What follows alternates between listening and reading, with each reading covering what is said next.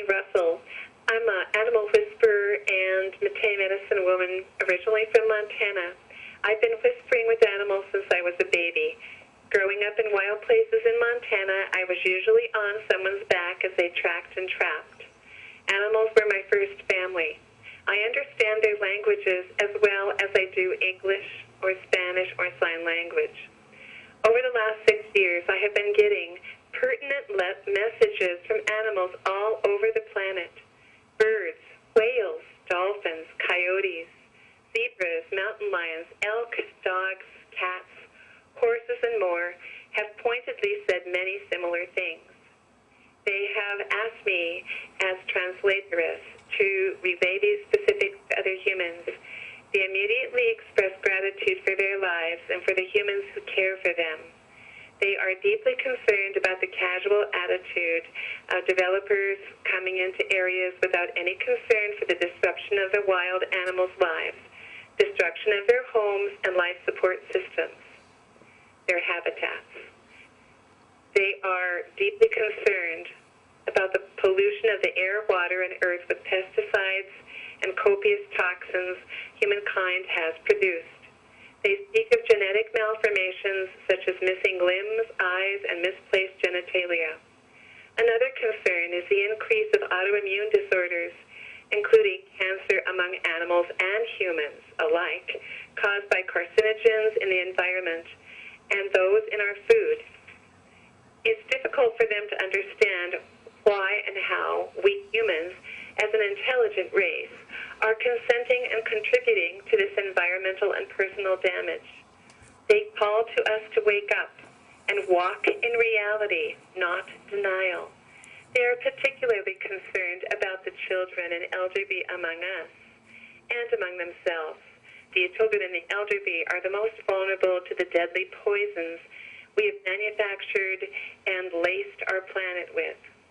As some humans before them, such as Rachel Carson and John Muir, they call for a halt to this activity before it is too late. There are safe, effective alternatives to all pesticides, along with green ways to clean up these toxins. Russia and Japan have already successfully employed many of these methods, which are readily available. Animals are very concerned about the separation and division caused by hatred and anger among us, plus the negative effects echoed into the brutal treatment of animals. The time for us to act is now. The only thing that matters is the love between each other. It surpasses every bond, even death. Love is eternal. It often isn't easy to learn these lessons, but we must treasure each other truly now. All we really have is right now, this fleeting moment. It comes in on the winds of change. We take so much for granted.